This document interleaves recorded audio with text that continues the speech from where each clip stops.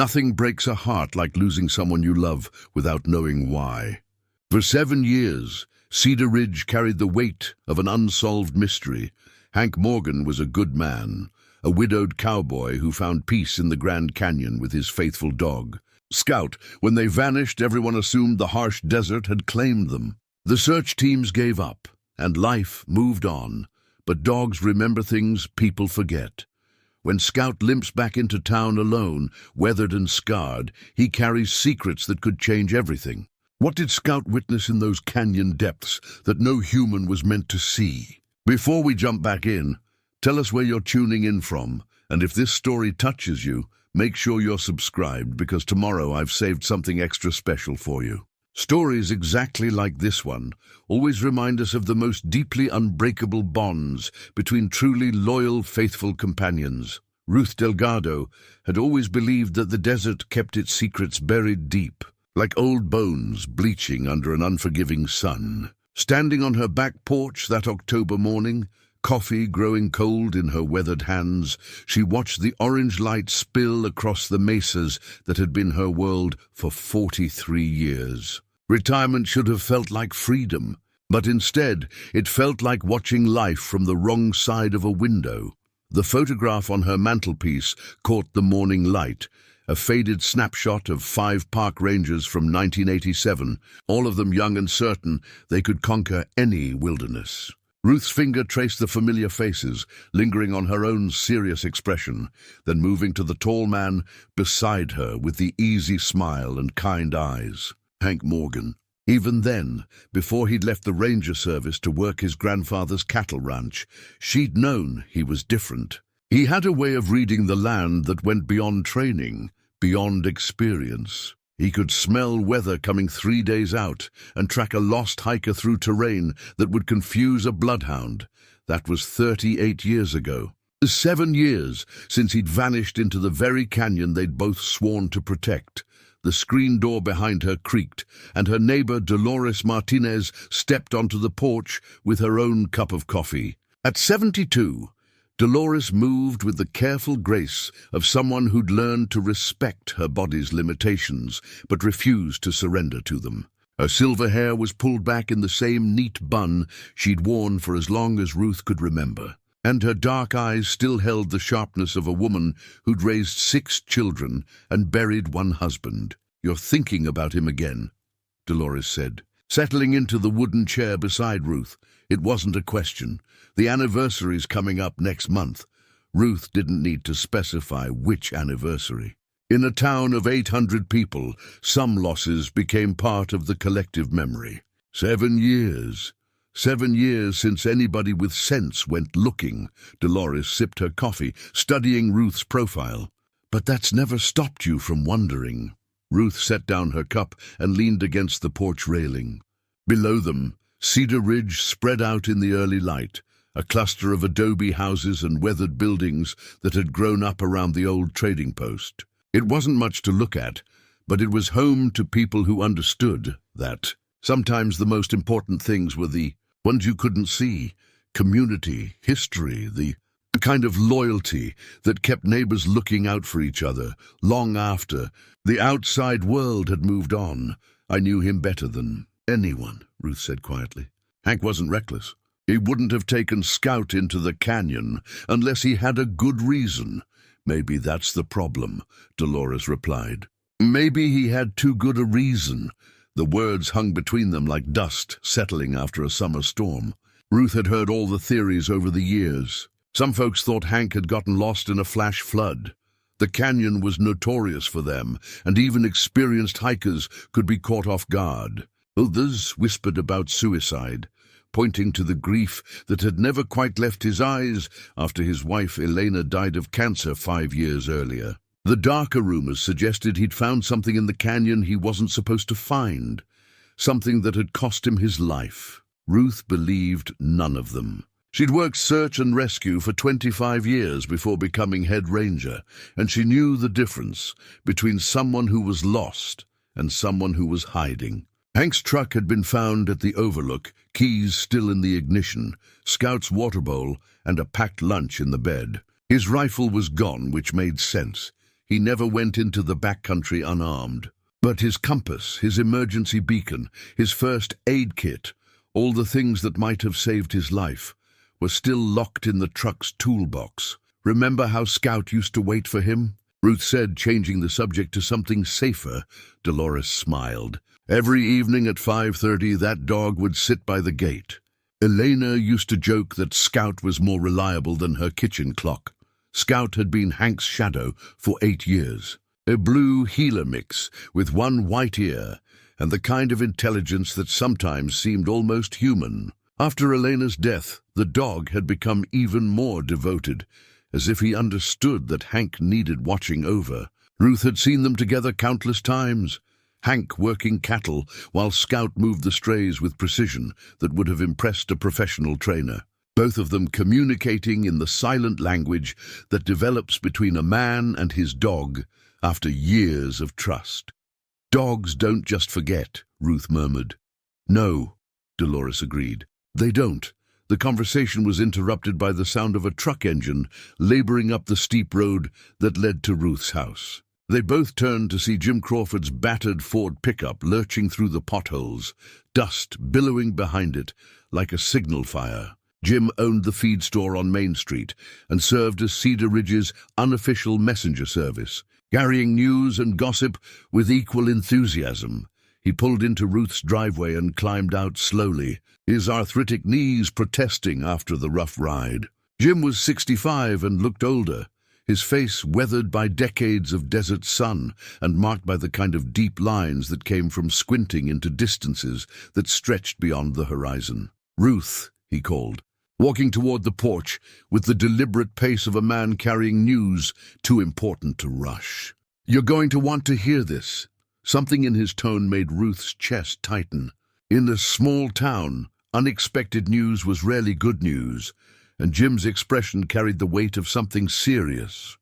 "What is it, Jim?" He stopped at the bottom of the porch steps, looking up at her with eyes that held equal measures of excitement and concern. "It's about Scout." Ruth felt the coffee cup slip from her fingers, the ceramic shattering against the wooden deck. 7 years of wondering, 7 years of questions that had no answers, and now, "He's back," Jim said simply. "Showed up at the Hendersons' place about an hour ago.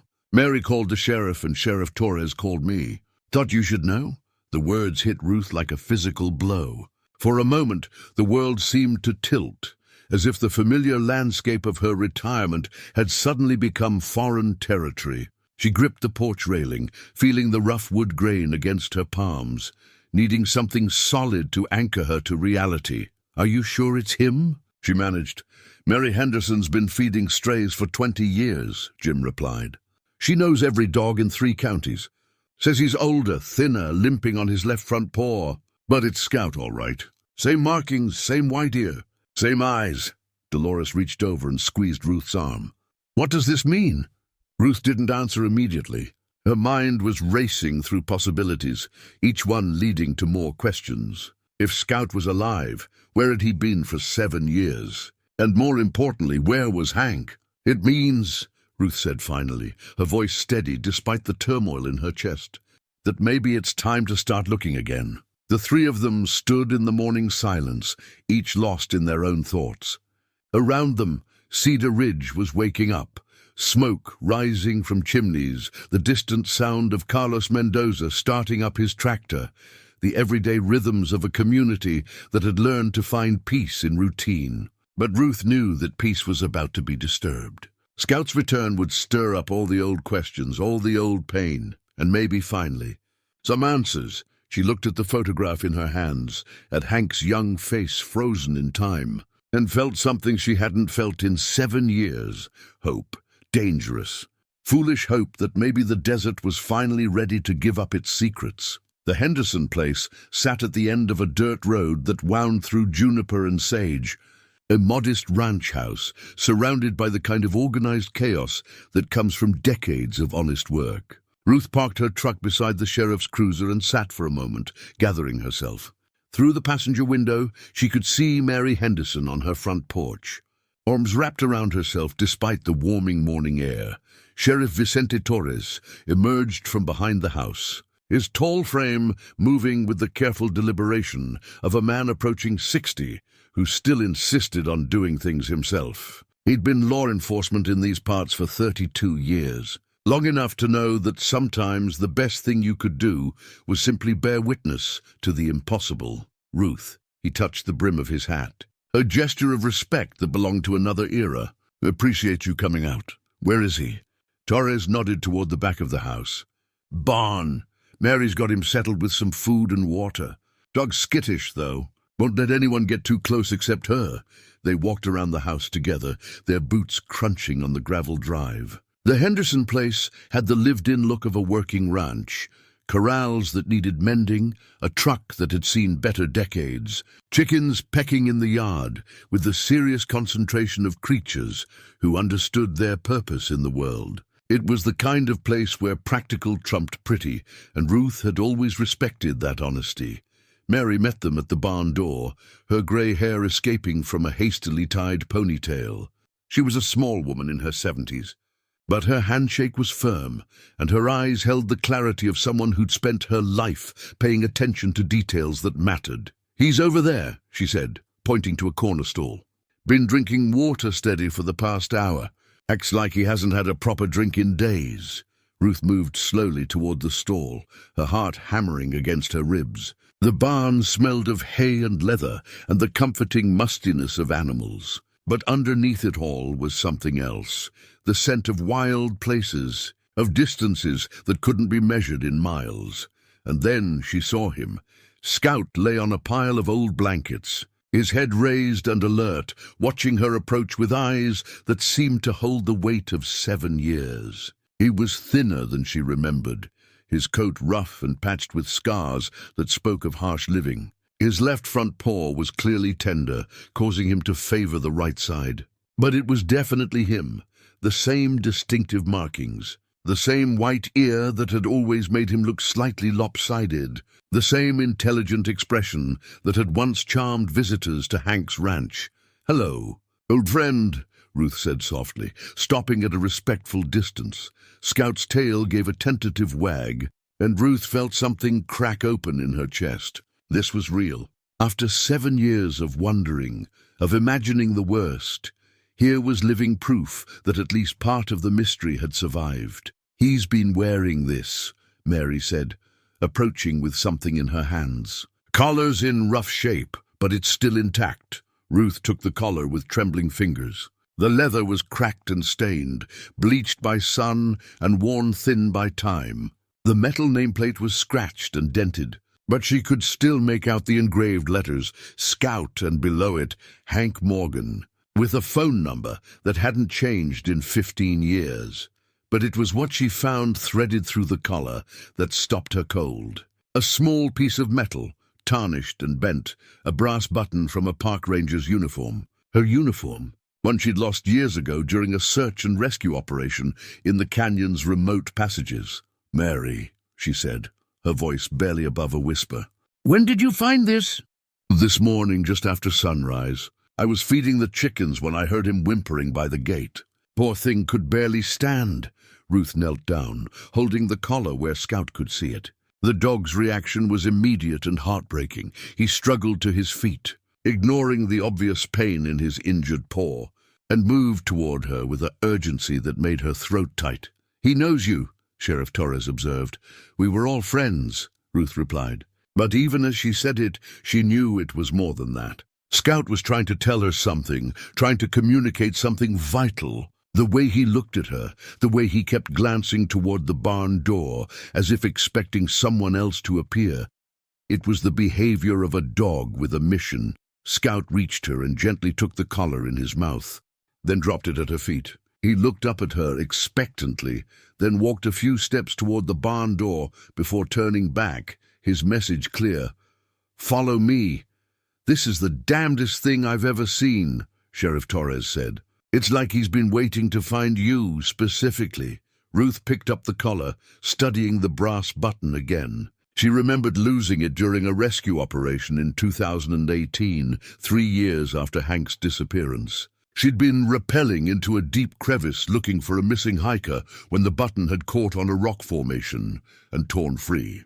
They'd found the hiker alive, and she'd never given the button another thought. But Scout had found it. Somehow, somewhere in the vast wilderness of the Grand Canyon, he'd found a piece of her uniform and carried it for years. Mary, did he eat anything? Barely touched the food.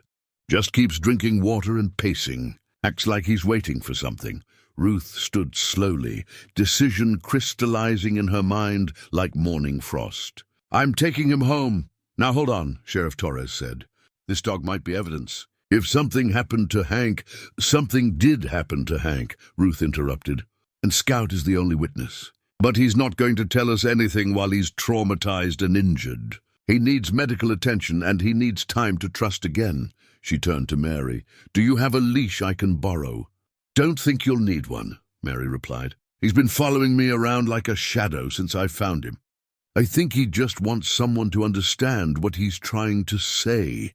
Ruth approached Scout again, this time extending her hand for him to sniff. The dog's nose was dry and warm against her palm, and she could feel the slight tremor in his body that spoke of exhaustion and stress. But there was something else, too. A sense of relief, as if he'd been carrying a burden for too long and finally found someone willing to help him bear it. "Come on, Scout," she said gently. "Let's go home." The dog struggled to his feet again, ignoring his injured paw, and followed her toward the barn door. But as they reached the threshold, he stopped and looked back, his eyes fixed on the distant mountains where the Grand Canyon cut its ancient path through stone and time. Sheriff Torres walked alongside them to Ruth's truck. "You know this is going to stir up all kinds of talk. Let it stir." Ruth opened the passenger door and helped Scout onto the seat. The dog settled immediately, as if he'd been waiting 7 years for this exact moment. People need to know he's back. Maybe someone will remember something, or maybe Scout will show us something we missed before. As she drove away from the Henderson place, Ruth caught sight of Scout in the rearview mirror. He was sitting upright, alert, watching the landscape roll past with the intense focus of a dog who knew exactly where he wanted to go. The brass button caught the sunlight from where she'd clipped it to her keychain, a small piece of the past that had somehow survived the vast emptiness of time and distance. Whatever Scout had witnessed in those 7 years, whatever secrets he carried, Ruth was going to help him tell that story. She owed it to Hank.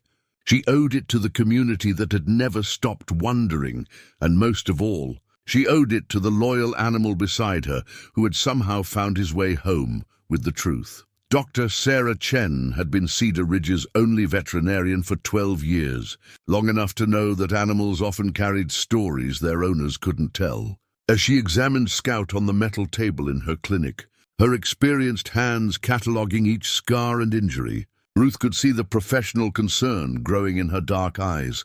Malnutrition, but not severe, Dr. Chen said, running her fingers along Scout's ribs. He's been getting food, just not regularly. This paw injury is old, maybe 6 months, healed poorly. And these scars— She paused, studying a series of parallel marks along Scout's shoulder. These look like they came from rocks, or maybe claws. Large claws. Ruth felt her stomach tighten. Mountain lion. Could be, or bear. Hard to say without knowing the circumstances. Dr. Chen continued her examination, her touch gentle but thorough. The interesting thing is his overall condition. For a dog that's been living wild for 7 years, he's remarkably healthy. Someone was caring for him, at least part of the time. The words hung in the air like a question Ruth wasn't ready to answer. She'd driven Scout straight to the clinic after leaving the Henderson place, hoping for concrete answers, but finding only more mysteries. The dog had been cooperative during the short drive, sitting quietly beside her and occasionally placing his nose against the window, as if checking their route. "Can you tell me anything else?" Dr. Chen lifted Scout's upper lip, examining his teeth. "He's definitely 11 or 12 years old, which matches what you told me about his age when he disappeared. But look at this." She pointed to his canines. "These have been worn down by something other than normal chewing.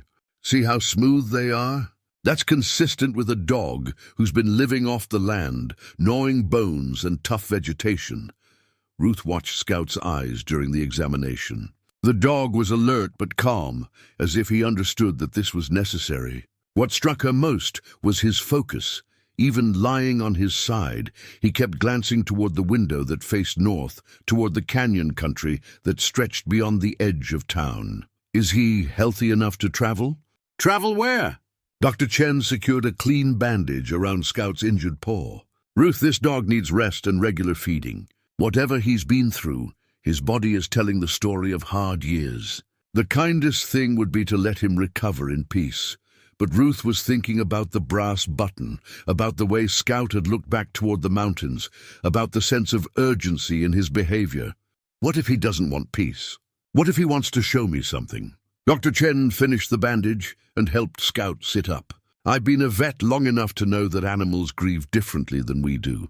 Sometimes they spend years trying to complete a task their owner gave them. It's heartbreaking, but it's not always healthy. After leaving the clinic, Ruth drove Scout to her house, watching him take in the familiar surroundings with what seemed like recognition. Cedar Ridge had grown some in the past 7 years, a few new houses, a small solar farm on the eastern outskirts. But the essential character remained unchanged. This was still a place where neighbors knew each other's histories and where the landscape provided both shelter and challenge in equal measure. Scout followed her into the house with careful steps, his injured paw making him move with deliberation. Ruth had lived alone since her divorce 15 years earlier, and the silence that had once felt peaceful now seemed too quiet, too empty for the weight of what was happening. She set up a bed for Scout in the living room, using old blankets that still carried the faint scent of her late golden retriever, Molly. Scout sniffed the bedding thoroughly before settling down, but his eyes remained alert, tracking Ruth's movements around the room. "You hungry, boy?" Scout's tail thumped once against the floor, and Ruth opened a can of the premium dog food Dr. Chen had recommended. As Scout ate with careful concentration, she found herself studying his behavior for clues. The way he positioned himself to watch both the front door and the large window. The way his ears pricked at every sound from outside. The way he kept glancing at something on her bookshelf. Following his gaze, Ruth realized what had caught his attention. On the middle shelf, between her collection of field guides and ranger manuals, sat a leather-bound journal she'd forgotten she owned. Hank's field notebook from his ranger days, something he'd left at her house years ago and never retrieved. She pulled the journal down, feeling the worn leather soft against her fingers. Scout's reaction was immediate.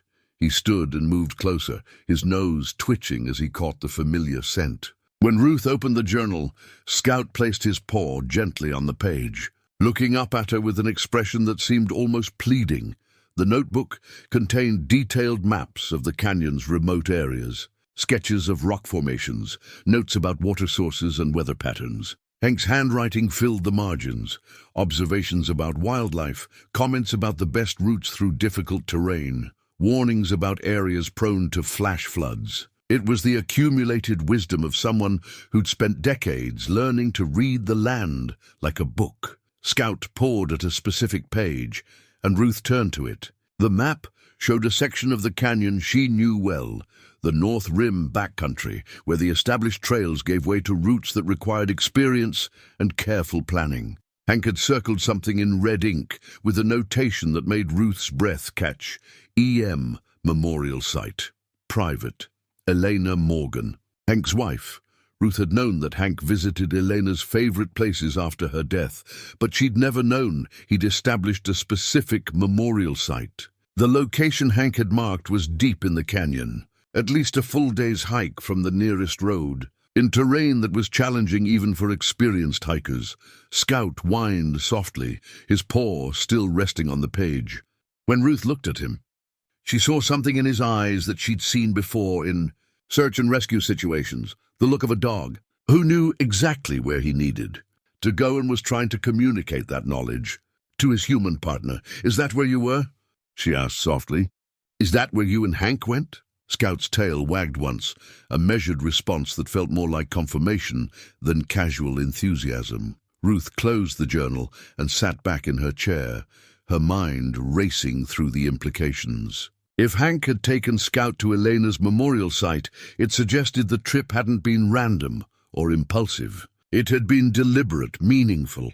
But why hadn't he returned? And how had Scout survived 7 years in some of the most unforgiving terrain in the Southwest? Outside, the afternoon light was beginning to slant toward evening, casting long shadows across her yard. Scout had finished eating and returned to his bed, but his eyes remained fixed on the journal in Ruth's hands. The message was clear. He was ready to go back. The question was whether Ruth was ready to follow him into a mystery that had been 7 years in the making. She looked at the photograph of the old ranger team, still sitting on her mantelpiece, at Hank's young face, full of confidence and purpose. Somewhere in the canyon country that had shaped both their lives, answers were waiting. And Scout, patient and loyal as only a dog could be, was offering to guide her there. Word traveled fast in Cedar Ridge, as it always did. By evening, Ruth's phone had rung 6 times, and she'd spotted 3 different trucks driving slowly past her house. The return of Scout was the kind of news that demanded discussion, analysis, and the sharing of theories that had been brewing for 7 years. The knock on her door came just after sunset. Ruth opened it to find Miguel Sandoval standing on her porch, hat in hand, his weathered face creased with the kind of concern that came from genuine friendship. Miguel had worked cattle with Hank for 15 years, and his wife Carmen had been Elena's closest friend. If anyone understood the weight of what Scout's return meant, it was Miguel. Ruth. He nodded respectfully. Heard about the dog. Mind if I come in? Scout lifted his head as Miguel entered the living room, his tail giving a cautious wag of recognition. Miguel knelt slowly, extending his hand for Scout to sniff, and Ruth could see the emotion working across his features as the dog accepted his presence. Dios mío, Miguel whispered, his voice thick. It really is him. Dr. Chen says he's been living rough, but someone was caring for him at least part of the time. Ruth settled into her chair, watching the interaction between Miguel and Scout. Miguel, I need to ask you something. Did Hank ever mention a memorial site for Elena? Somewhere special in the canyon? Miguel's expression grew thoughtful. He talked about wanting to find the right place. Elena loved the backcountry, you know? Always said the desert was where she felt closest to God. After she passed, Hank spent a lot of time out there, looking for somewhere that felt right. He paused, scratching Scout behind the ears. Why? Ruth showed him the journal, the circled location on the map. Miguel studied it carefully, his brow furrowing as he recognized the terrain. That's deep country, he said finally. 2 days hike minimum, and that's if you know what you're doing. Water's scarce, and the trails, hell, there aren't really trails past the first ridge. He looked up at Ruth. You thinking that's where they went? Scout seems to think so. He's been acting like he wants to go somewhere specific, and when I showed him this map, he reacted strongly. Miguel was quiet for a long moment, his eyes moving between Scout and the journal. Finally, he spoke. Carmen and I have something you should see. Elena left it with us before she got really sick, and said it was for Hank, but only if something happened to her. 20 minutes later, Ruth found herself in the Sandoval's kitchen, a warm, crowded space that smelled of chilies and coffee and the kind of cooking that brought families together. Carmen emerged from their bedroom carrying a wooden box, her silver hair braided down her back and her dark eyes soft with memory. Elena was very specific about this, Carmen said, setting the box on the kitchen table. She said Hank would know when the time was right to open it, but if something ever happened to him too, then we should give it to someone who cared about them both. The box was cedar, and carved with a pattern of desert wildflowers that Elena had loved. Inside, wrapped in tissue paper, Ruth found a collection of items that told the story of a life lived with intention. Photographs of Elena and Hank in their early years, a pressed flower from their wedding bouquet, a folded letter in Elena's careful handwriting. But it was the last item that made Ruth's breath catch. A topographical map of the Grand Canyon, different from the one in Hank's journal, with detailed notes in Elena's handwriting marking water sources, camping spots, and scenic overlooks. At the bottom of the map, in red ink, Elena had written, "For our someday adventure, when we have time to do it right." Ruth unfolded the letter with trembling fingers. "My dearest Hank, if you're reading this, then I'm gone, and you're trying to figure out how to live without me. I know you, my love. I know you'll want to find some grand gesture, some way to honor what we had. But the truth is, we honored it every day we were together. That said, I've marked some places on this map where I always dreamed we'd go together.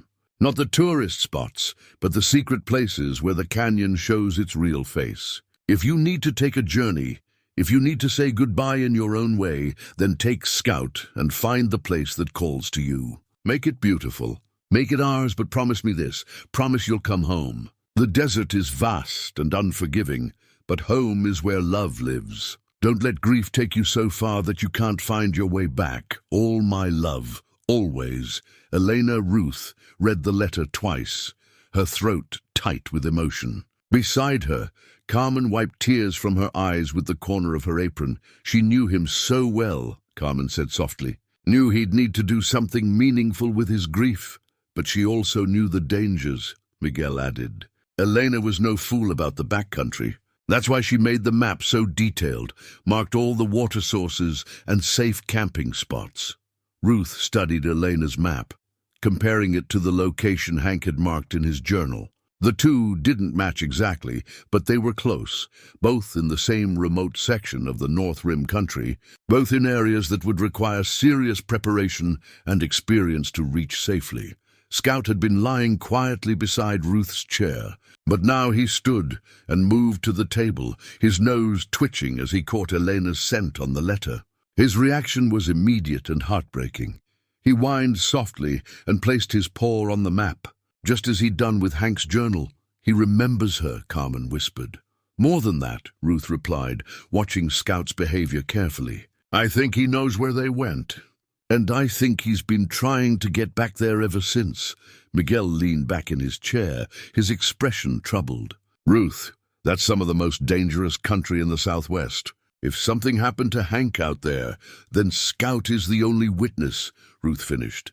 "And maybe the only one who can lead us to the truth." The three of them sat in silence, the weight of possibility settling around them like dust after a windstorm. Outside, the October night was clear and cold, the kind of desert evening that made distant mountains look close enough to touch. But Ruth knew that distance was an illusion in canyon country. What looked like a day's walk could take a week, and what seemed simple on a map could prove treacherous in reality.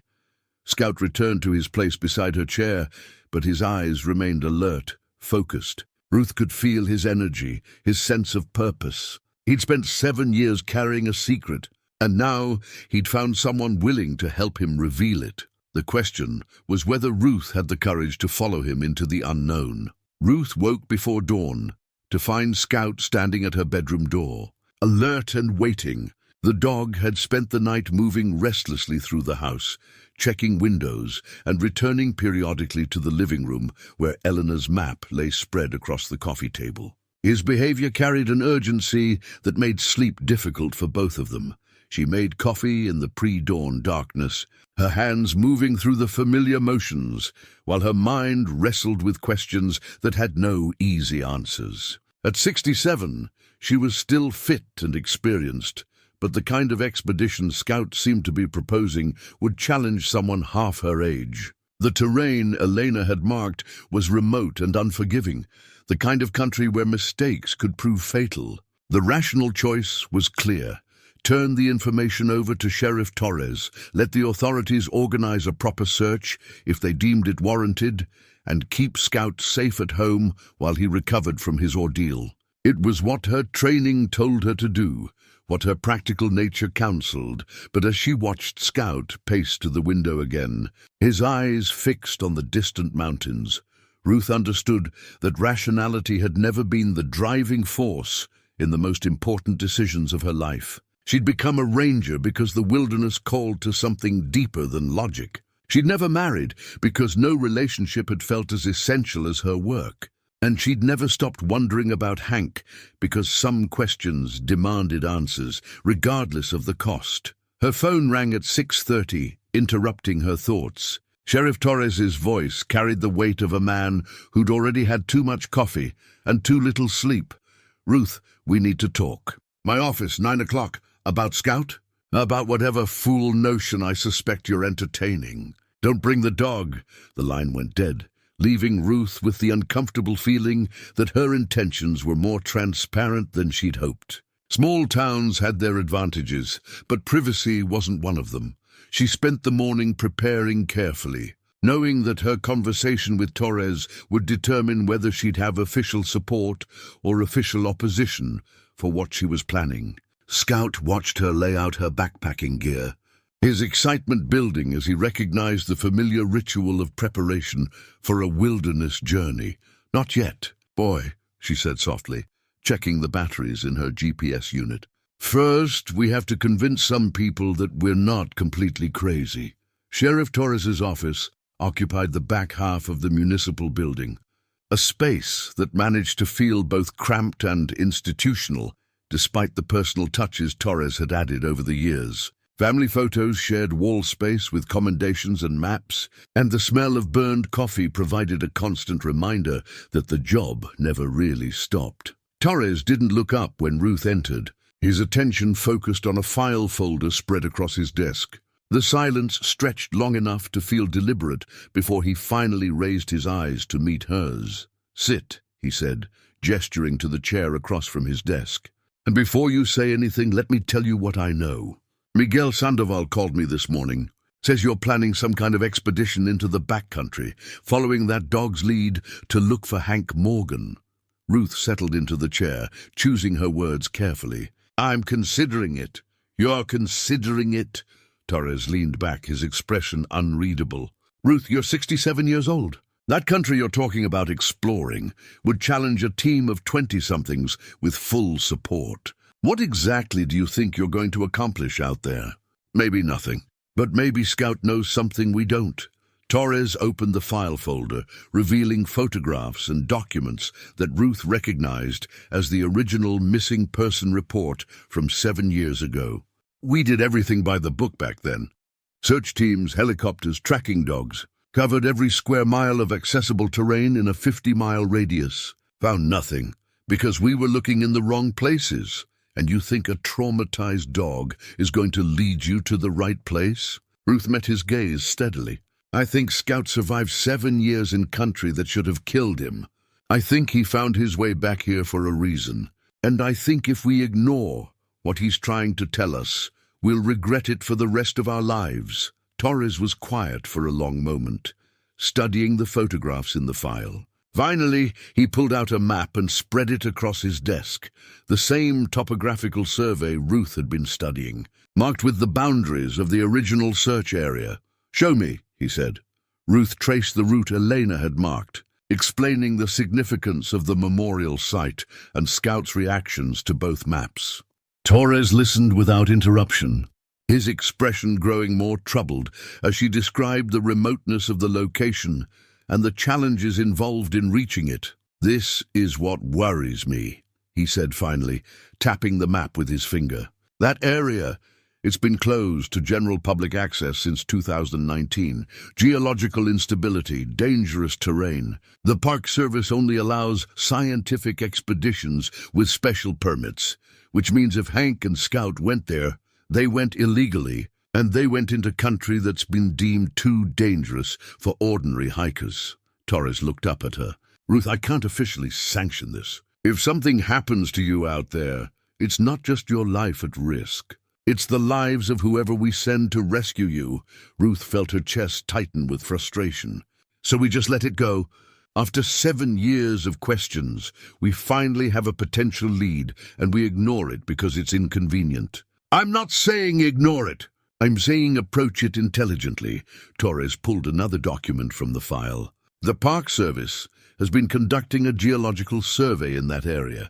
Dr. Lisa Park, she's the lead researcher. Professional outfit, proper equipment, emergency protocols. If you want to follow up on this lead, the smart way is to contact Dr. Park and see if she can investigate as part of her survey work." The suggestion made sense. But Ruth could feel time slipping away like water through her fingers. Scout's urgency wasn't academic, it was personal, immediate. Whatever he was trying to show her, it felt like something that had been waiting 7 years already. How long would that take? Couple weeks, maybe a month to coordinate, but it would be safe, legal, and properly supported. Ruth thought about Scout's restless pacing, his fixed attention on the mountains, the way he'd reacted to Elena's letter. A month felt like an eternity. What if I went anyway? Torres' expression hardened. Then you'd be trespassing on federal land, endangering yourself in a restricted area, and forcing me to choose between arresting you and looking the other way, while you potentially walk to your death. The words hung in the air between them, heavy with the weight of friendship and duty in conflict. Ruth understood Torres's position, respected it even, but she also understood that some decisions couldn't be made by committee or delayed for bureaucratic convenience. "Give me Dr. Park's contact information," she said finally. "Let me see what's possible." Torres nodded, writing the information on a piece of paper. "Ruth, I know this matters to you. Hell, it matters to all of us. But don't let 7 years of questions lead you into making a decision that'll leave us with 8 years of regret." As she left the sheriff's office, Ruth felt the weight of competing loyalties, to safety and protocol, to friendship and duty, to the living and the dead. But strongest of all was her loyalty to the truth, and to the patient animal waiting at home, who'd spent 7 years trying to reveal it. Dr. Lisa Park's voice carried the crisp authority of someone accustomed to making decisions in challenging environments. Even over the phone, Ruth could sense the geologist's intelligence and competence, qualities that provided both reassurance and intimidation. "I'm familiar with the Morgan case," Dr. Park said, after Ruth explained the situation. "The search area included some of the terrain we're studying. Fascinating geology, but extremely hazardous. We've documented significant rockfall activity and several unmapped cave systems that could be deadly traps for inexperienced hikers." Ruth sat at her kitchen table, Elena's map spread before her, while Scout dozed nearby. The morning light streaming through the windows made the topographical lines seem to shift and breathe, as if the landscape itself was alive with possibility and danger. "Dr. Park, if I could provide you with specific coordinates, would it be possible for your team to investigate as part of your survey? That would depend on the location and the nature of what we're looking for. My team consists of geologists and graduate students, not search and rescue specialists. If there's any possibility of finding human remains, there is." The silence on the other end of the line stretched long enough for Ruth to hear her own heartbeat. When Dr. Park spoke again, her tone had shifted to something more formal, more careful. "Mrs. Delgado, I need to be very clear about the limitations here. My current expedition is scheduled for next month and will be in the field for 2 weeks. We have specific scientific objectives and safety protocols that can't be compromised. If your coordinates fall within our planned survey area, I can make observations and document anything unusual. But this wouldn't be a dedicated search operation." Ruth traced the route on Elena's map with her finger, calculating distances and elevations. "I understand the constraints. But Dr. Park, this dog survived 7 years in country that should have killed him. If there's even a chance he can lead us to answers, the dog wouldn't be coming with us." The words hit Ruth like a physical blow. She looked at Scout, still sleeping but occasionally twitching as if his dreams carried him back to distant places. The idea of searching for Hank without Scout felt fundamentally wrong, like trying to read a book with half the pages missing. Why not? Liability, safety, logistics. We'll be working in technical terrain with specialized equipment. A dog, especially an elderly, injured dog, would be a significant added risk. Ruth closed her eyes, feeling the familiar weight of bureaucracy pressing against urgency. Every official she spoke with offered reasonable objections and sensible alternatives, but none of them had looked into Scout's eyes and seen the burden he carried. After ending the call with Dr. Park, Ruth sat in silence, trying to reconcile her need for answers with the practical realities of age, law, and safety. Scout stirred and moved to her side, resting his chin on her knee with the kind of gentle pressure that seemed to say, "I understand your struggle." The knock on her door came an hour later. Ruth opened it to find Carmen Sandoval standing on the porch, holding a covered casserole dish and wearing the expression of a woman with something important to say. "I brought lunch," Carmen announced, stepping into the house without waiting for an invitation. "And we need to talk." They sat at the kitchen table while Carmen served portions of green chili stew that filled the room with the rich scents of cumin and roasted peppers. Scout positioned himself strategically between their chairs, his eyes hopeful and his tail wagging at the familiar smell of Carmen's cooking. "Miguel told me about your conversation with the sheriff," Carmen said, offering Scout a small piece of beef from her spoon. "He's worried you're going to do something foolish. And what do you think?" Carmen was quiet for a moment, studying Scout's face as he gently accepted the offered food. "I think Elena would have wanted answers. And I think Hank would have too if the situation was reversed." Ruth felt something loosen in her chest. But I also think they both would have wanted you to be smart about it. Elena was careful in the wilderness, methodical. She never took unnecessary risks. Scout isn't an unnecessary risk. He's the key to everything." Carmen nodded slowly. "Then maybe the question isn't whether you should go, but how you should go. Elena always said the desert rewards preparation and punishes haste." That afternoon, Ruth drove Scout to the veterinary clinic for a follow-up examination. Dr. Chen was pleased with the dog's progress. His injured paw was healing well, and 3 days of regular meals had already improved his condition noticeably. "He's stronger than I expected," Dr. Chen admitted, watching Scout navigate the examination with calm cooperation. "But I still wouldn't recommend any strenuous activity for at least another week." "What about hiking? Moderate distances over familiar terrain?" Dr. Chen raised an eyebrow. "Ruth, are you planning what I think you're planning?" Before Ruth could answer, Scout did something that stopped both women cold. He walked to the corner of the examination room where Dr. Chen kept her hiking gear, equipment she used for weekend trips into the local mountains, and picked up a lightweight leash in his mouth. Then he returned to Ruth and dropped it at her feet, looking up at her with an expression that was unmistakably purposeful. "He knows," Dr. Chen said softly. "He knows what you're considering, and he's telling you he's ready." That evening, Ruth sat on her back porch with Scout beside her, watching the sun set behind the western mountains. The October air carried the first hint of winter, a crispness that spoke of shorter days and longer nights ahead. In the distance, the Grand Canyon caught the last light of day, its rim glowing like the edge of the world. Scout had been restless all afternoon, moving between the house and the yard with increasing frequency. Now he sat alert and focused, his eyes fixed on something Ruth couldn't see. Perhaps a memory, perhaps a calling that only he could hear. "You want to go back," she said. Not really asking, Scout's tail wagged once, a measured response that felt like confirmation. Ruth thought about Dr. Park's expedition, still weeks away and constrained by protocols that wouldn't accommodate Scout's participation. She thought about Sheriff Torres's warnings and Miguel's concerns and Carmen's advice about preparation and patience. All of it was sensible, reasonable, safe. But Scout had been waiting 7 years for someone to listen to what he was trying to say. And Ruth had been waiting 7 years for answers that might finally be within reach.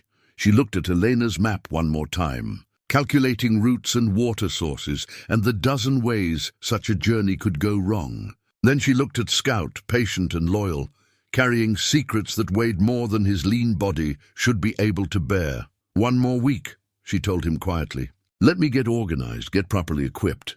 Then we'll see what you've been trying to show me." Scout moved closer and rested his head against her leg, a gesture of trust that felt like a promise. Whatever waited for them in the remote reaches of the canyon, they would face it together. The way partners should, the way Hank would have wanted. Ruth had planned to wait another week, but Scout made the decision for her.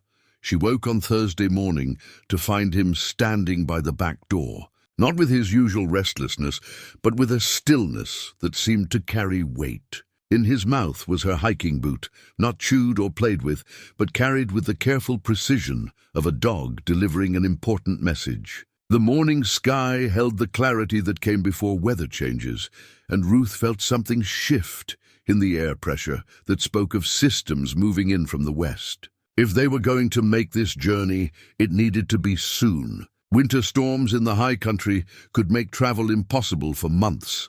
She loaded her truck with gear she'd spent the past week acquiring and organizing. A lightweight tent designed for solo camping. Enough food and water for 3 days, emergency beacon, first aid supplies, and the kind of technical equipment that had improved significantly since her ranger days. Everything fit into 2 manageable packs, with allowances for Scout's needs and limitations. Scout jumped into the passenger seat with an eagerness she hadn't seen since his return, his injured paw causing only the slightest hesitation. As they drove toward the canyon, Ruth noticed his behavior changing. The restless energy was replaced by something more focused, more purposeful. He sat upright, alert, occasionally placing his nose against the window, as if checking their progress against some internal map. They parked at the North Rim overlook just after dawn, the canyon spreading below them in layers of red and gold that caught the early light like pages in an ancient book. Ruth had stood at this viewpoint hundreds of times during her career, but today it felt different, less like a familiar workplace and more like the threshold to mystery. Scout was out of the truck before Ruth had finished gathering her gear, moving with determination toward a trail that led away from the main tourist paths. This wasn't one of the established routes marked on official maps, but rather a faint track that seemed to follow natural contours in the rock. "Easy, boy," Ruth said, shouldering her pack. "We've got all day," but Scout's urgency was infectious. As they descended into the canyon, Ruth found herself moving faster than she'd planned, drawn forward by the dog's certainty. He knew exactly where he was going, pausing occasionally to wait for her, but never showing doubt about the route. The trail was more challenging than anything Ruth had attempted in recent years, requiring careful foot placement and occasional scrambling over rock formations that tested her aging joints. But Scout navigated it all with the confidence of long familiarity, often taking paths that avoided the most difficult sections while still maintaining their general direction.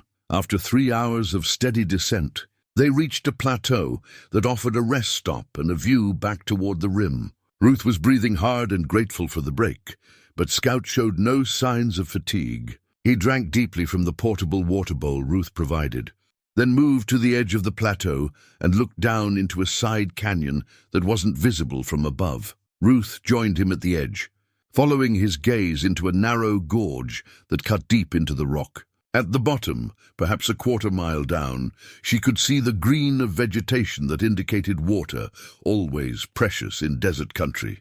"Is that where we're going?" Scout's tail wagged once, but his attention was caught by something else. He moved to a pile of rocks that looked natural until Ruth examined them more closely. The stones were stacked with deliberate care, forming a cairn that served as a trail marker. But this wasn't standard Park Service construction. It was older, weathered, built by someone who knew the country intimately. Beside the cairn, tucked under a flat stone that protected it from weather, Ruth found a small metal box. Her hands trembled as she opened it, not sure what she expected to find. Inside was a notebook wrapped in plastic, its pages filled with Hank's familiar handwriting. But these weren't old entries from 7 years ago. The dates were recent, spanning from 6 months ago to just 2 weeks earlier. Ruth's vision blurred as she read the first entry. Day 2847. Scout's limp is worse. Need to find medicine or risk losing him. Can't leave the site unguarded, but can't watch him suffer. Decisions getting harder.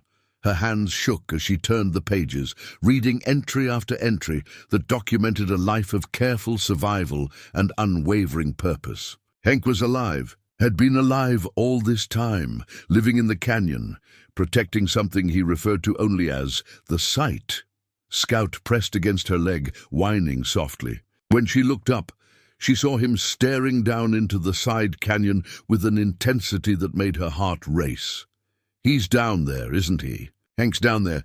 The notebook's final entry was dated 2 weeks ago. Scout's fever broke last night. He's stronger today, alert enough to understand what I'm going to ask of him. The site is stable for now, but I can't guard it forever.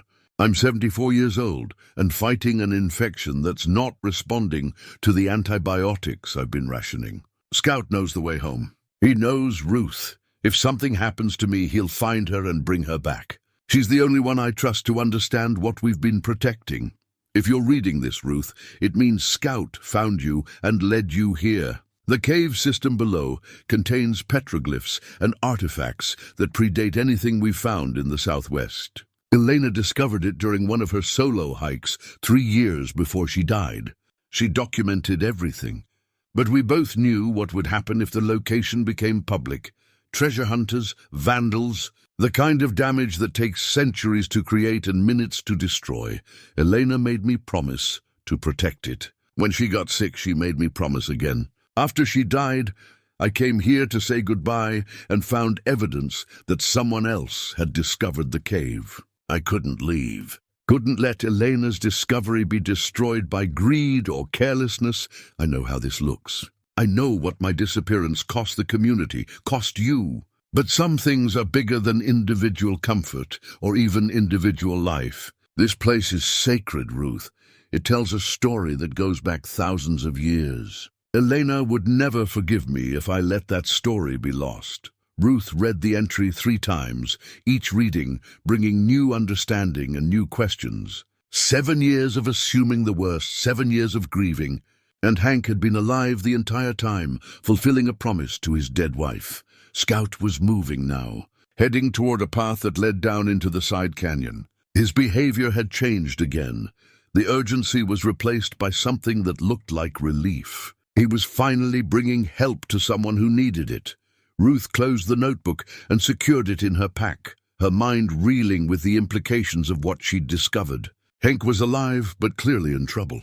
He'd been protecting an archaeological site of potentially enormous significance alone for 7 years. And Scout had been his only companion until recently, when the dog had made the difficult journey back to civilization to find help. As she followed Scout down into the hidden canyon, Ruth felt the weight of responsibility settling on her shoulders. Whatever she found at the bottom of this gorge would change everything, for Hank, for the community that had mourned him, for the scientific understanding of the region's ancient history. But first, she had to find him. After 7 years of questions, answers were finally within reach. Scout looked back at her once, as if checking that she was still following, then continued down the narrow trail with the purposeful stride of a dog coming home. The descent into the hidden canyon took 2 hours of careful navigation, following a route that Scout knew by heart, but challenged every one of Ruth's aging joints. The path switched back and forth through layers of geological time, each turn revealing new colors in the rock face and new difficulties in the terrain. Halfway down, Ruth had to stop and reassess. The trail ahead looked impossible, a near-vertical drop over smooth stone that seemed to offer no handholds. But Scout continued without hesitation, disappearing around a corner that Ruth couldn't see from her position. When she caught up, she understood. What looked like an impassable cliff from above was actually a cleverly concealed passage, hidden behind a fold in the rock that only became visible from the correct angle. Someone had enhanced the natural formation with carefully placed stones that provided secure footing while remaining nearly invisible to casual observation. "Hank's work," she murmured, recognizing the kind of trail modification that took both engineering skill and deep understanding of the landscape.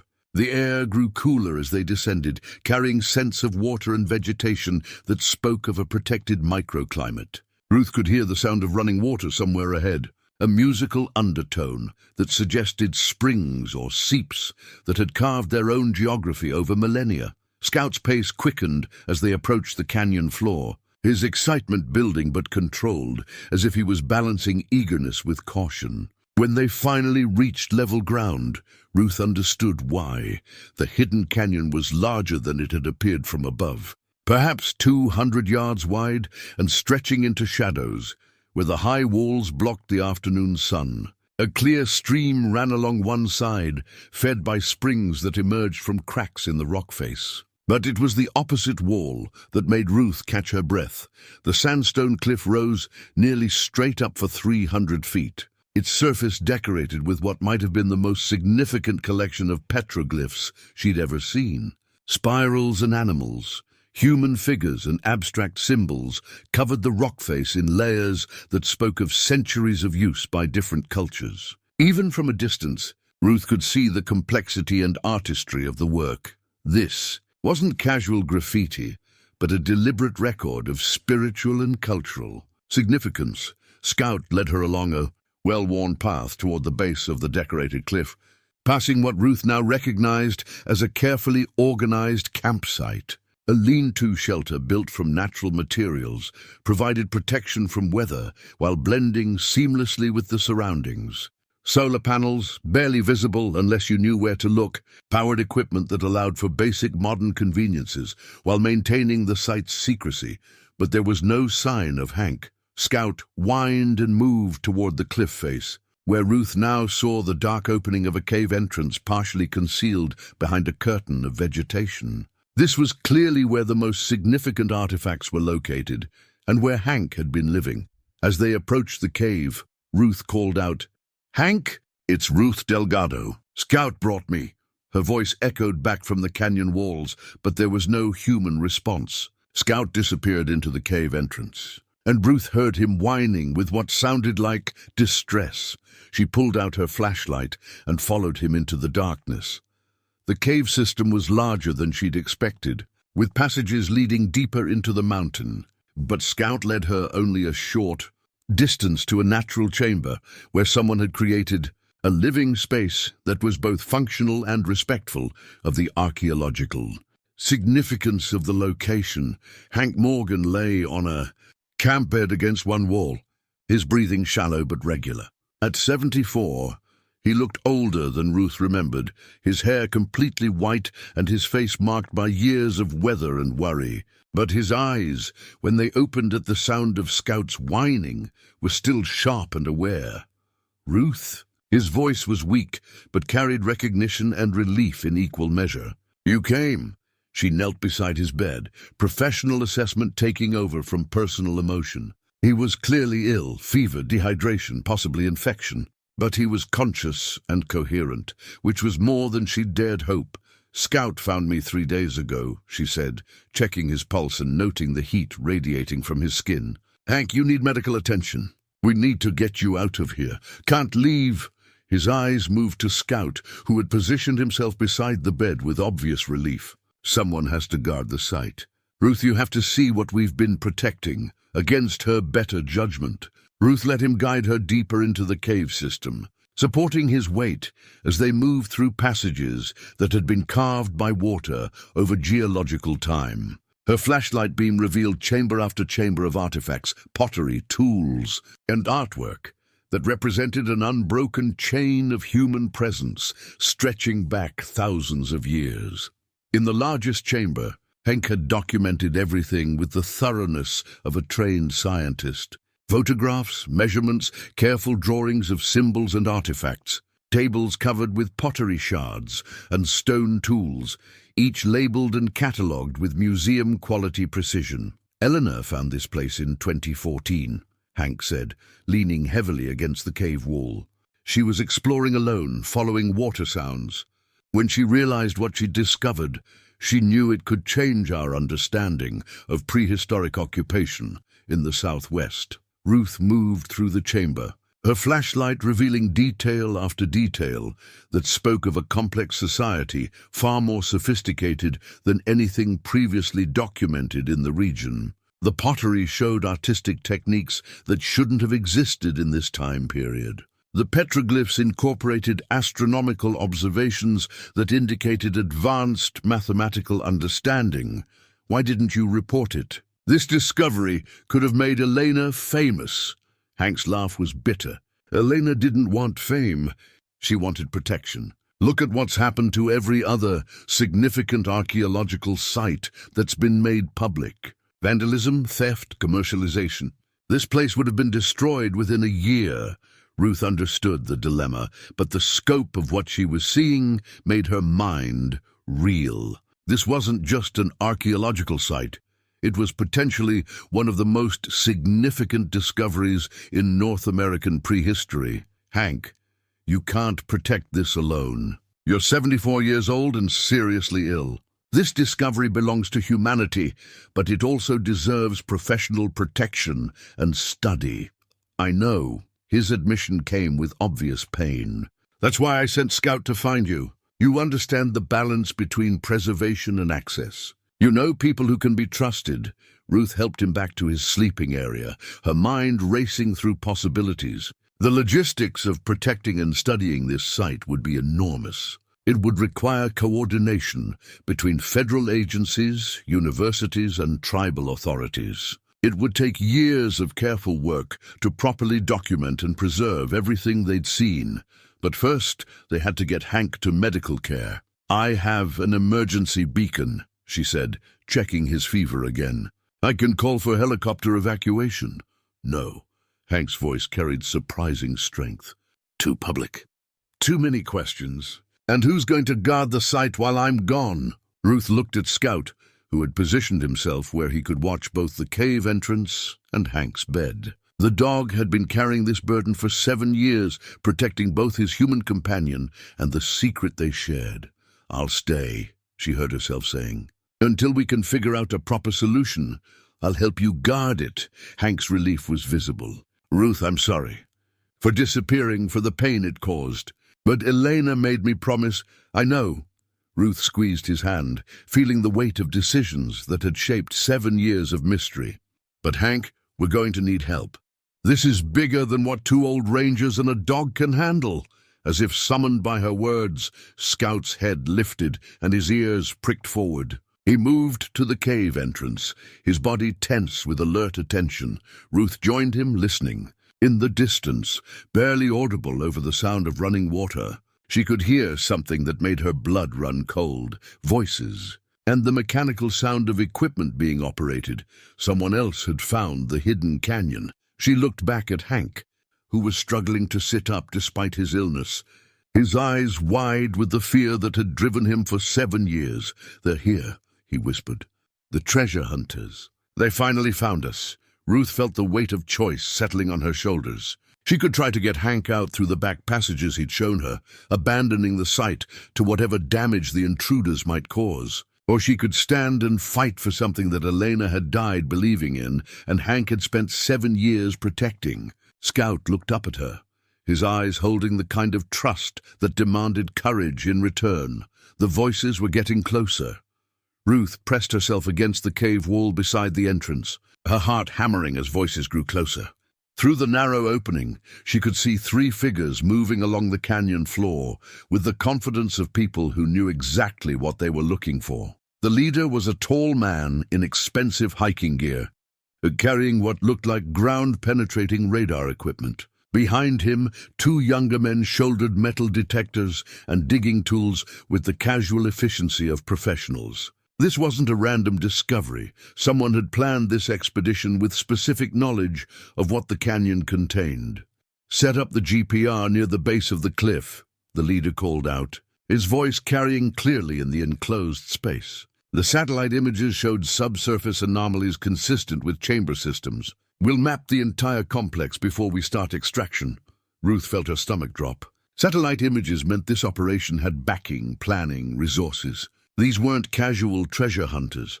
They were professionals with technology and intent that spelled disaster for everything Hank and Elena had worked to protect. Scout pressed against her leg, his body tense but silent. 7 years of living in hiding had taught him when to be quiet, when to watch rather than react. But Ruth could feel the dog's protective instincts coiling like a spring. Behind her, Hank struggled to sit up, his fever-bright eyes wide with the fear that had haunted him for years. "How did they find us?" he whispered. "I've been so careful." Ruth studied the intruders through the cave entrance, noting details that might be useful. The leader moved with the authority of someone accustomed to command, but his companions showed the kind of nervous energy that came from illegal activity. One kept checking a handheld GPS unit, while the other swept the area with movements that suggested he was watching for law enforcement or other interference. "They've got communication equipment," Ruth observed, seeing the radio attached to the leader's pack. "This isn't an isolated operation. Someone's coordinating from outside." The leader began setting up his equipment near the petroglyphs, and Ruth felt a surge of protective anger. The ancient symbols had survived centuries of weather and time, only to face destruction from greed and ignorance. "We need to contact Sheriff Torres," she said, reaching for her emergency beacon. "No signal down here," Hank replied weakly. "Rock walls block everything. That's part of why the site stayed hidden so long." Ruth watched the men working, calculating distances and options. The cave system had multiple passages, and Hank had shown her at least 2 exits that led to different parts of the canyon. But moving him in his condition would be dangerous, and abandoning the site felt like betraying everything Eleanor had believed in. The leader's voice carried clearly across the canyon floor. "Richards, start documenting the petroglyphs. Corporate wants detailed photos before we begin removal. Martinez, check for any recent human activity." The intelligence said someone might be maintaining a presence here. Ruth's blood ran cold. Intelligence. This wasn't random exploration. Someone had specifically directed these people to the site. Someone who knew about Hank's presence and Eleanor's discovery. "Hank," she whispered urgently. Who else knew about this place? Who else did Eleanor tell? Hank's face went pale as understanding dawned. "Dr. William Crawford." Elena consulted with him about the pottery dating techniques. "He's an archaeologist at Northern Arizona University, but..." He stopped, pieces of a 7-year-old puzzle suddenly falling into place. He kept pushing for the exact coordinates. Said he needed them for proper documentation. Elena never gave them to him, but he could have been looking, Ruth said grimly. 7 years of satellite surveillance, geological surveys, and following every lead, the man called Martinez was moving closer to their position, his metal detector sweeping methodically across the canyon floor. The electronic beeping grew more frequent as he approached the cave entrance. Responding to something metallic in Hank's carefully concealed equipment, Scout's muscles bunched under Ruth's hand, and she knew the dog was preparing to defend his territory. But 3 against 2, and one of them seriously ill, were odds that required strategy rather than direct confrontation. "Is there another way out of this chamber?" Ruth asked. Hank nodded toward a narrow passage she hadn't noticed before. "Leads to the back canyon, but it's a difficult climb. I'm not sure I can make it in my condition. You're going to have to try." The metal detector's beeping was almost continuous now, and Martinez's voice carried excitement. "Dr. Crawford! I'm getting strong readings near the cliff face. Looks like someone's been living here." Ruth helped Hank to his feet, supporting his weight as they moved toward the rear passage. Scout followed, his attention divided between watching the cave entrance and staying close to his injured human. As they reached the narrow opening, Ruth heard Crawford's voice, closer now and filled with the kind of satisfaction that made her skin crawl. "Excellent work. 7 years of searching, and we finally found Morgan's little secret. Begin extraction immediately. I want everything valuable documented and removed before anyone realizes we're here." The sound of power tools starting up echoed through the cave system, followed by the crack of stone being broken. They were destroying the petroglyphs, carving away sections of rock that contained artwork older than recorded history. Ruth felt something snap inside her chest, a protective fury that overrode caution and calculation. This was vandalism on a scale that would erase irreplaceable knowledge, motivated by nothing more than profit. "Get into the passage," she told Hank urgently. "I'm calling for help." "Ruth, no. They'll see you, and there's no signal anyway." But Ruth was already moving, climbing toward a higher chamber that Hank had shown her earlier. If she could reach the right elevation, her emergency beacon might be able to penetrate the canyon walls and reach a satellite. Behind her, the sound of destruction continued, each crack of breaking stone like a physical blow. Scout looked between Ruth and Hank, torn between his loyalties, before finally choosing to follow Ruth toward whatever confrontation awaited. Ruth climbed through the narrow passage with Scout close behind, the sound of destruction echoing from the main chamber driving her forward, despite the burning in her lungs and the protest from her aging joints. The passage angled upward through natural formations that required both hands and careful foot placement. But she pressed on with desperate determination. The higher chamber Hank had shown her was smaller than the main archaeological site, but positioned closer to the canyon rim.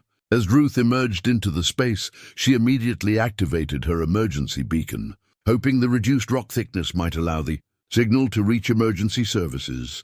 The small LED light blinked amber, searching for satellite connection. Scout positioned himself at the chamber entrance, his body tense and alert. Through the complex acoustics of the cave system, they could hear Crawford's voice, directing his team with increasing urgency. Careful with that section. Those symbols could be worth more than everything else combined. Richards, get the pottery packed and ready for transport. We need to be out of here before sunset. Ruth checked her phone, knowing it was futile, but trying anyway. No signal, as expected.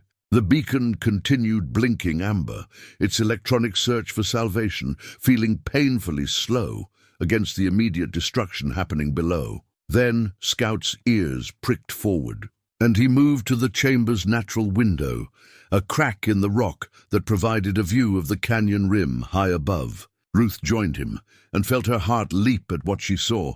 A helicopter was approaching from the north, flying the search pattern of an aircraft looking for a specific location. Ruth grabbed her signal mirror from her pack and began flashing reflected sunlight toward the aircraft in the standard SOS pattern she'd learned during her ranger training. The helicopter altered course, circling closer. How did they?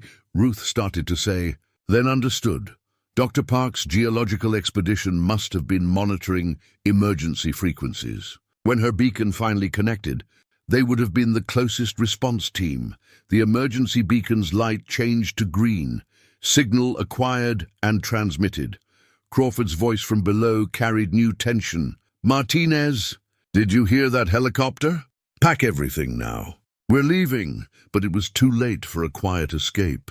Ruth could hear the helicopter landing somewhere on the canyon rim, followed by voices and the sound of rappelling equipment being deployed.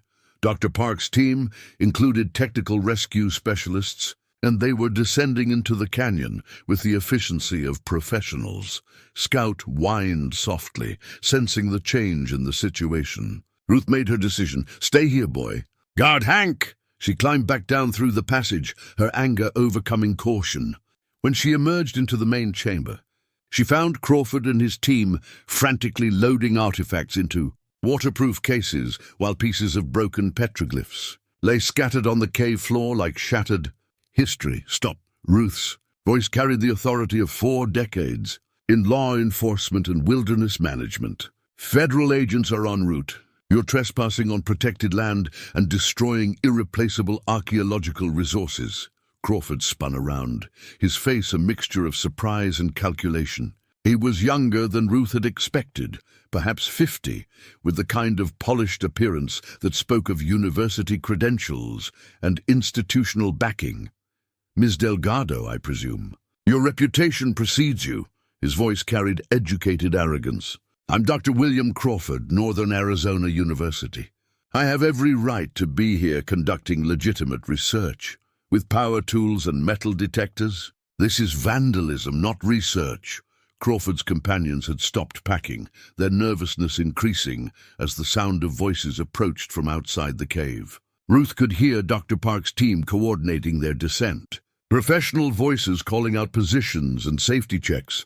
The courts will decide what this is, Crawford said, gesturing to his men to continue loading artifacts. And I suspect they'll be more interested in why a missing person presumed dead has been illegally occupying federal land for 7 years. Ruth felt cold understanding wash over her. Crawford wasn't just stealing artifacts. He was planning to destroy Hank's reputation and credibility, ensuring that any testimony about protective intent would be dismissed as the ravings of a mentally unstable hermit. But then Scout appeared at her side, moving with purpose toward the cave entrance. Behind him, leaning heavily on a walking stick but upright and determined, came Hank Morgan. "Dr. Crawford," Hank said, his voice weak but steady. "I believe we need to discuss the terms of Elena's research agreement." Crawford's face went pale. "Morgan, you're supposed to be dead. Reports of my death were greatly exaggerated. But your career is about to be very accurately reported as deceased." Dr. Park's voice echoed from the cave entrance. "Federal agents, everyone remain where you are. This site is now under federal protection pending investigation." Ruth watched Crawford's face cycle through anger, calculation, and finally resignation as uniformed personnel filled the chamber. The artifacts were evidence now, the site protected, and 7 years of questions were finally about to receive answers. Scout moved to Hank's side, supporting his weight as they faced the people who had tried to destroy what they'd spent 7 years protecting. The dog's tail wagged once, a quiet celebration that justice had finally found its way into the hidden canyon. 3 months later, Ruth stood on her back porch, watching Scout explore her yard with the careful attention of a dog who'd learned to appreciate simple pleasures. The October morning carried the crisp promise of winter, but Scout's coat had filled out during his recovery, and his injured paw no longer caused him to favor his other legs. The official investigation had taken 8 weeks to untangle 7 years of mystery. Dr. Crawford's academic career had ended in disgrace, along with federal charges for trafficking in stolen artifacts and destruction of protected archaeological resources. His testimony revealed a network of collectors and institutions willing to pay enormous sums for undocumented Native American artifacts, a black market that had been operating for decades. Hank had spent 6 weeks in the hospital, fighting an infection that could have killed him if Ruth and Scout hadn't arrived when they did. The doctors said his recovery at 74 was remarkable, but Ruth attributed it to something simpler. He'd finally been able to let go of a burden he'd carried alone for too long. The Helena Morgan Archaeological Preserve had been officially established the previous week, with federal protection ensuring that the site would be studied and preserved according to the highest scientific standards. The Pueblo tribes had been consulted throughout the process, their cultural representatives working alongside university researchers to ensure respectful treatment of their ancestors' legacy. Ruth's phone rang, interrupting her morning reflection. Hank's voice carried strength she hadn't heard since before Elena's death. "Ruth, you need to see today's paper. Front page of the Archaeological Journal. And Elena's getting the credit she deserved." The article, when Ruth found it online, brought tears to her eyes. The Eleanor Morgan site, Rewriting Southwestern Prehistory, detailed discoveries that were already changing textbook understanding of pre-Columbian cultures. Elena's careful documentation, preserved in Hank's meticulous records, had provided the foundation for research that would continue for decades. But it was the photograph accompanying the article that made Ruth smile. Hank stood beside the carefully preserved petroglyphs, his hand resting on Scout's head, both of them looking directly at the camera with the quiet dignity of guardians whose long vigil had finally ended. Later that morning, Miguel and Carmen arrived for their weekly coffee visit, a tradition that had developed during Scout's recovery. Carmen still brought treats for the dog, who accepted them with the polite gratitude of an animal who'd learned to appreciate kindness. "Any word from Dr. Park about the spring expedition?" Miguel asked, settling into his usual chair on the porch. "They're planning a full survey of the surrounding canyons," Ruth replied. Scout's route back to civilization led them to 3 other sites with significant archaeological potential.